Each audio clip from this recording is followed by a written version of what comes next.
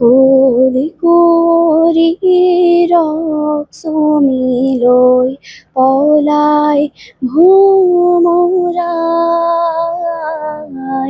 ফুলি কুঁৱৰী ৰক্সমিলৈ পলাই ভোমোৰাই মুখ ঢাকি তাই কান্দে লুকাই মুখ ঢাকি তাই কান্দে লুকাই আপোন পাহৰাই ফুলি কুঁৱৰী ৰক্সমিলৈ পলাই ভোমোৰাই। ধন্যবাদ। মোৰ কবিতাৰ ছন্দ লাগি স্পন্দনতো জাগেনে স্পন্দনতো জাগেনে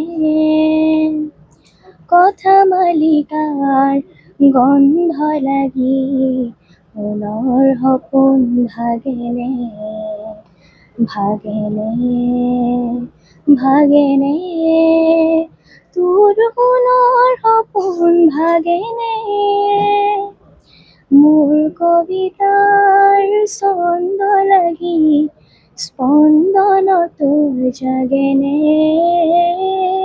স্পন্দনতো জাগেনে। ধন্যবাদ। সৰুপথাৰ সমজিলা সাংবাদিক সন্থাৰ আৰু ধনশিৰি মহকুমা চুতীয়া ছাত্ৰ সন্থাৰ উদ্যোগত আমি বিগত বছৰসমূহৰ দৰেই এইবাৰো কলাগুৰু বিষ্ণুপ্ৰসাদ ৰাভাৰ স্মৃতি দিৱস আমি এদিনীয়া কাৰ্যসূচীৰে অনুষ্ঠিত কৰিবলৈ লৈছোঁ। আচলতে কলাগুৰু বিষ্ণু ৰাভা কেৱল এগৰাকী শিল্পী নাছিল, জনতাৰ শিল্পী, শোষিত নিষ্পেষিতজনৰ হকে মাত মাতি যি আমাৰ অধিকাৰ কাঢ়ি আনিবৰ কাৰণে শিল্প বিপ্লৱৰ জৰিয়তে যি বিপ্লৱ আৰু সংগ্ৰামী আন্দোলন গঢ়ি তুলিছিল, সেই সংগ্ৰামী সত্তা সোঁৱৰিবলৈ পাই আমি নিজকে ধন্য মানিছোঁ। আজি আমি অনুষ্ঠিত কৰা এদিনীয়া কাৰ্যসূচী অনুষ্ঠিত কৰা এই অনুষ্ঠানৰ পতাকা উত্তোলন কাৰ্যসূচী আমাৰ ইতিমধ্যে হৈ গৈছে। ইয়াৰ পিছতে আছে শ্ৰদ্ধাঞ্জলি অনুষ্ঠান। শ্ৰদ্ধাঞ্জলি অনুষ্ঠানৰ পাছতে আমাৰ স্মৃতি চাৰণ অনুষ্ঠানটি অনুষ্ঠিত হ'ব। স্মৃতি চাৰণ অনুষ্ঠানটিত সৰুপথাৰ সমষ্টিৰ সন্মানীয় বিধায়ক শ্ৰীযুত বিশ্বজিৎ ফুকন ডাঙৰীয়া মুখ্য অতিথি হিচাপে উপস্থিত থকাৰ উপৰিও আমাৰ সাংবাদিক সন্থাৰ সন্মানীয় উপদেষ্টা শ্ৰীযুত সোণাৰাম ভৰালী ছাৰকে প্ৰমুখ কৰি বিভিন্ন দল সংগঠনৰ প্ৰতিনিধিয়ে ইয়াত অংশগ্ৰহণ কৰিব।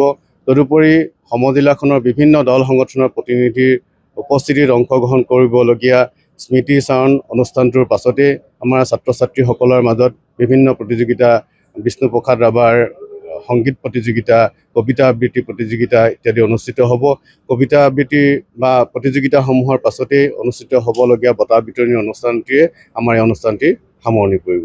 পবিত্ৰ ক্ষণত, পবিত্ৰ দিনত কলাগুৰু বিষ্ণুপ্ৰসাদ ৰাভাদেৱক স্মৰণ কৰি সৰুপথাৰ সমজিলা সাংবাদিক সংস্থাৰ আৰু ধনশিৰি চুতীয়া ছাত্ৰ সন্থাৰ যৌথ উদ্যোগত এদিনীয়া কাৰ্যসূচীৰে ৰংঘৰ অৰ্থাৎ সৰুপথাৰ ৰংঘৰ ৰাজহুৱা ৰঙমঞ্চ প্ৰাংগণত বিভিন্ন কাৰ্যসূচী লৈ এই দিৱসটি উদযাপন কৰিবলৈ লৈছে। আজি আমি গৌৰৱান্বিত বা আনন্দিত হৈছোঁ এটা কথাৰ কাৰণে যে সাংবাদিক সংস্থাই অন্ততঃ প্ৰতি বছৰেই বিপ্লৱী শিল্পী বিষ্ণুপ্ৰসাদ ৰাভাৰ যি মৃত্যুবাৰ্ষিকী, এই মৃত্যুবাৰ্ষিকী এটি আড়ম্বৰপূৰ্ণ মাধ্যমেদি অনুষ্ঠিত কৰাৰ প্ৰয়াস কৰি আহিছে। আৰু এই অনুষ্ঠানৰ লগত বিভিন্ন দল সংগঠন, ছাত্ৰ সন্থাকে আদি কৰি বিভিন্ন দল সংগঠন আৰু শুভাকাংক্ষী ৰাইজৰ যি পূৰ্ণ সহযোগিতা, এই সহযোগিতাই আচলতে অনুষ্ঠানটোৰ উন্নত সুৰগাছাৰ দৰে আমি অনুভৱ কৰিছোঁ। আৰু বিশেষভাৱে আজিৰ দিনটোৰ যি কাৰ্যসূচী ইতিমধ্যে পতাকা উত্তোলন অনুষ্ঠান অনুষ্ঠিত হৈ গৈছে। শ্ৰদ্ধাঞ্জলি জ্ঞাপন আছে, পিছত স্মৃতি চাৰণ অনুষ্ঠান আৰু স্কুল আৰু কলেজৰ ছাত্ৰ ছাত্ৰীসকলৰ মাজত কবিতা আবৃত্তি আৰু সংগীতৰ প্ৰতিযোগিতা অনুষ্ঠিত হ'ব। আমি আশা ৰাখিছোঁ বিপ্লৱী শিল্পীগৰাকী কেৱল শিল্পীয়ে নহয়, একেদৰে তেখেত নাট্যকাৰ, চিত্ৰ শিল্পী, নৃত্যবিদ আদি বিভিন্ন প্ৰতিভাৰে তেখেতে যি বৰঙণি অসমীয়া সমাজলৈ আগবঢ়াই গ'ল।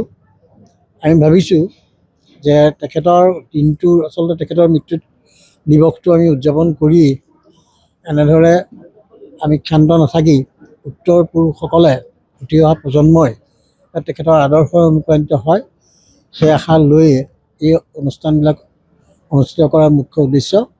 মই কৈছোঁ মুখ্য উদ্দেশ্য আগত ৰাখি সৰ্বথা সমজুলীয়া সাংবাদিক সংস্থাই যি অনুষ্ঠান কৰিছে, তাৰ দ্বাৰা উঠি অহা প্ৰজন্ম উপকৃত হ'ব।